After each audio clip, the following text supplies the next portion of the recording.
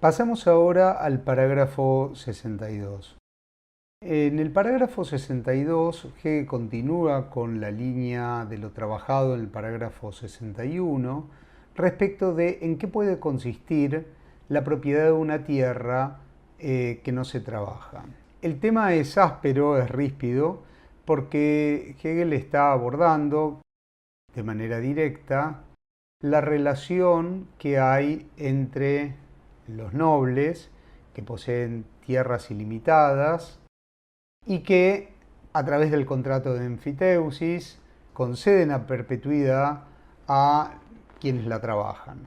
Lo que Hegel discute en estos puntos es centralmente si tiene algún sentido ser propietario de una tierra cuyo usufructo ha sido cedido a perpetuidad. En este sentido, podríamos decir que en la medida que la cosa, en este caso la tierra, se define por su intrínseca exterioridad, la totalidad espacial y temporal de su uso, por parte de una voluntad particular, la involucra en su máxima extensión. Esto es algo que ya habíamos trabajado a propósito del agregado al parágrafo 61. Y quien utiliza la cosa de este modo es por eso mismo su propietario, no puede ser sino su propietario. Quien tiene el usufructo, es decir, el uso y el uso de los frutos, por ejemplo, de la tierra, le pertenecen, digamos, o los tiene concedidos de por vida. Dado que no hay nada más en la cosa que la posibilidad de su uso total. De ahí que Hegel afirme en el parágrafo 62 que solo un uso parcial o temporal, lo mismo que una posesión parcial o temporal, en cuanto a posibilidad parcial o temporal de usar la cosa, se diferencia de la cosa misma. Porque la cosa misma es la totalidad, la extensión total de sus usos.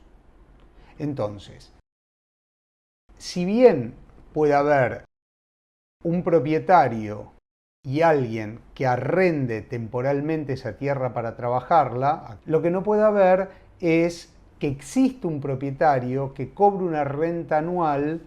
Por tanto, resulta inadmisible esta distinción entre un propietario que cede, que es propietario de la tierra, pero que cede su usufructo a perpetuidad, y otro propietario, que es aquel que usufructúa la cosa, es decir, la tierra, en su máxima extensión, pero que sin embargo no es propietario en el sentido en que debe pagar una renta anual, como es el caso del contrato de enfiteusis, de por vida, por ser propietario de esa tierra.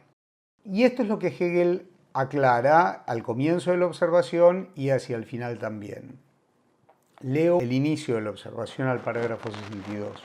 La diferenciación entre el derecho al uso en toda su extensión y la propiedad abstracta pertenece al entendimiento vacío, para el cual lo verdadero no es la idea, aquí como unidad de la propiedad o en general de la voluntad personal y su realidad, ¿no? La voluntad personal y su realidad, esa unidad es la propiedad, no es otra cosa, sino ambos momentos mantenidos en su separación. Esto es la obra del entendimiento. Siempre los momentos de la idea, en vez de entenderlos en una unidad dinámica, los mantiene separados y anquilosados.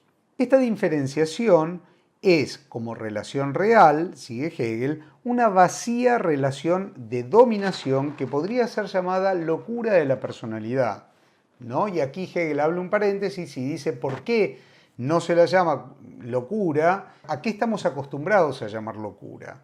¿No? Pero en verdad es locura porque es caer en una contradicción no dialéctica, en una contradicción en un sinsentido, básicamente. Entonces, leemos el paréntesis. Si no se reservara el término locura para el caso en que la mera representación del sujeto y su realidad se encuentran en contradicción inmediata.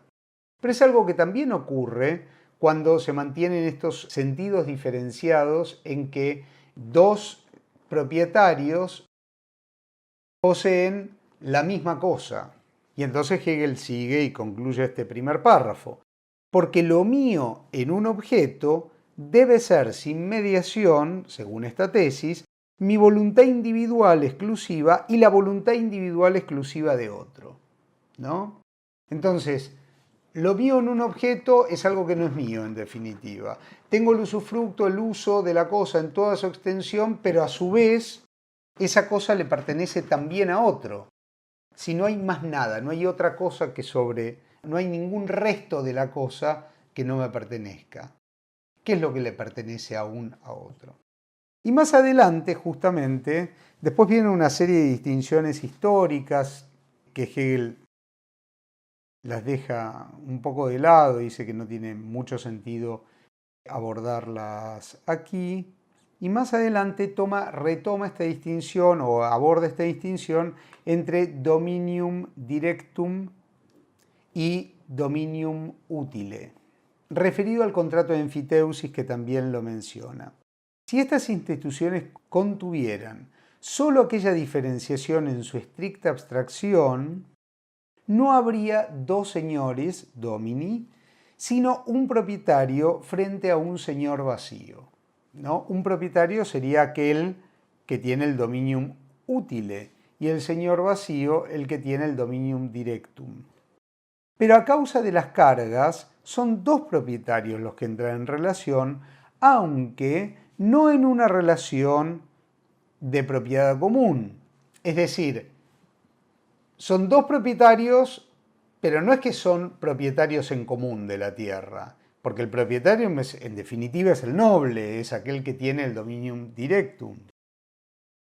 Esta relación marca el tránsito del dominium directum al utile, tránsito que ya ha comenzado cuando en el dominium directum se computa la renta y se la considera lo esencial, con lo que lo incalculable del dominio sobre una propiedad que se tomaba como lo noble es subordinado al útile, que es aquí lo racional.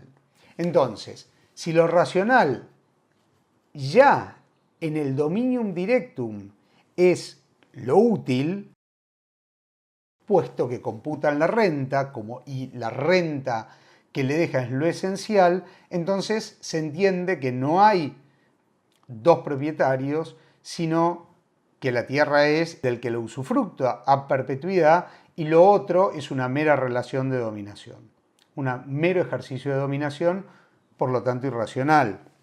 Para redondear este párrafo, uno podría decir que la condición de posibilidad para que una cosa pertenezca a alguien y que otro la use es que dicho uso no involucre a la cosa en su máxima extensión. De lo contrario sería, como afirma Hegel, una vana abstracción sostener que la cosa, no obstante, le pertenece a alguien más que aquel que la ha usado por completo o que tiene la posibilidad de su uso total, de su uso completo. Lo que Hegel retoma en este párrafo entonces de manera crítica son las distinciones propias de las instituciones feudales entre un dominium utile y un dominium directum, entre el derecho al uso en toda su extensión de la tierra y la propiedad abstracta de esas tierras en manos de un señor feudal o de la nobleza. Según Hegel, el depositario del primero sería el propietario real que se enfrenta solo, como vimos, a un señor, pero un señor vacío.